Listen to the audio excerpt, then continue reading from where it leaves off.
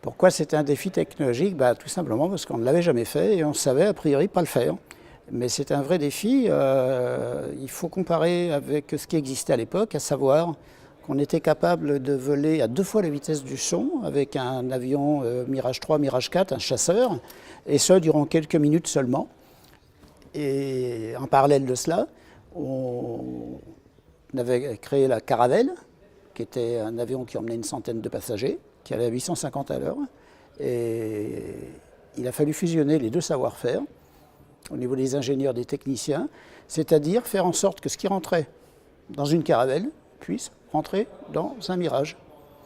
Et voilà, tout simplement, pourquoi Concorde a cette forme. C'est celle d'un avion supersonique, comme tous les avions supersoniques ont cette forme. Et voilà pourquoi il a un fuselage qui ressemble étroitement à la Caravelle. C'était vraiment l'addition de deux savoir-faire, mais D'ailleurs, c'était aussi compliqué de faire Concorde que d'aller marcher sur la Lune. La preuve en est, ce qu'on fait là, c'est-à-dire nous, n'ont pas fait l'autre.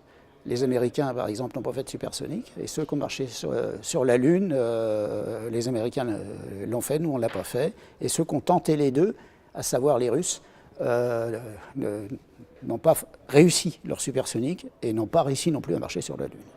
Voilà, c'était des vrais défis.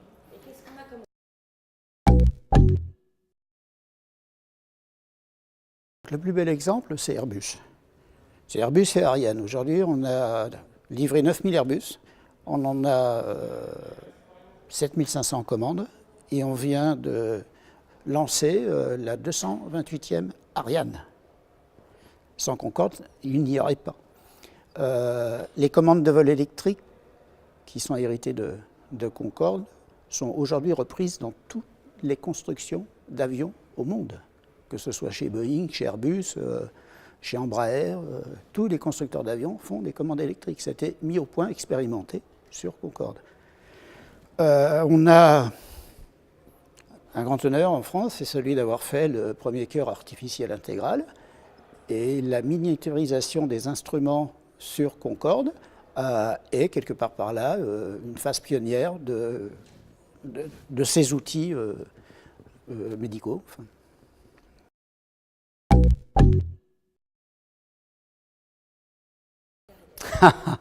Alors là maintenant, c'est un gros avantage, c'est que ça t'apprend à bosser. Voilà. C'est ce qu'il faut dire. Et à bien comprendre comment les choses fonctionnent. Ça peut paraître étonnant, mais c'est comme ça. Et puis il n'est pas question, en maintenance, de dire « je me suis trompé, je ne l'ai pas fait exprès ». Pourquoi? Parce qu'il y a des gens, il y a des passagers, il y a des pilotes, et vous avez une très très lourde responsabilité. Vous pouvez faire une erreur, mais vous ne pouvez pas faire de faute. Une erreur peut se corriger, une faute, c'est irréparable. Voilà. Donc après, ça a guidé, ça a encadré tous mes comportements, et dans ma carrière, j'ai eu ce grand avantage d'avoir débuté par la maintenance, ce qui fait qu'à chaque fois qu'en vol, il y avait un problème, eh bien, je savais que le pilote y était pour rien, et donc ce n'était pas la peine de lui faire la guerre. Et je savais que pour fédérer les équipes, il fallait respecter le travail de tout à chacun, et même quand on était en vol, il fallait aussi penser qu'on y était parce qu'il y avait des gens au sol.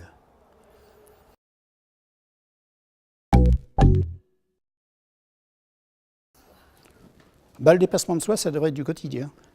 Le dépassement de soi, ça devrait être une cause nationale. Ça devrait être un art de vivre, de jamais se résigner. La chance que nous avons d'être en bonne santé, la chance qu'on a tous les matins de se lever, la chance d'être vivant. Nos anciens n'avaient pas nos moyens, nos anciens n'ont pas eu, je pense à ceux avec émotion qui ont fait les guerres. Nous, on n'est pas là, même si la vie est compliquée, même si on peut parler de guerre économique, il n'en est pas vrai qu'elle reste qu'économique. Elle est compliquée à vivre, et pour l'instant, si on veut, elle ne fait pas de mort. Voilà, donc le dépassement de soi, pour moi, c'est un art de vivre, je me répète, et je ne peux pas imaginer qu'on se mette à l'arrêt. J'ai 67 ans, je suis à l'âge de la retraite et je ne m'imagine pas me mettre sur le bas-côté en disant maintenant la vie est finie, je suis dans la dernière ligne droite et j'attends la ligne, le dernier passage. C'est pas possible.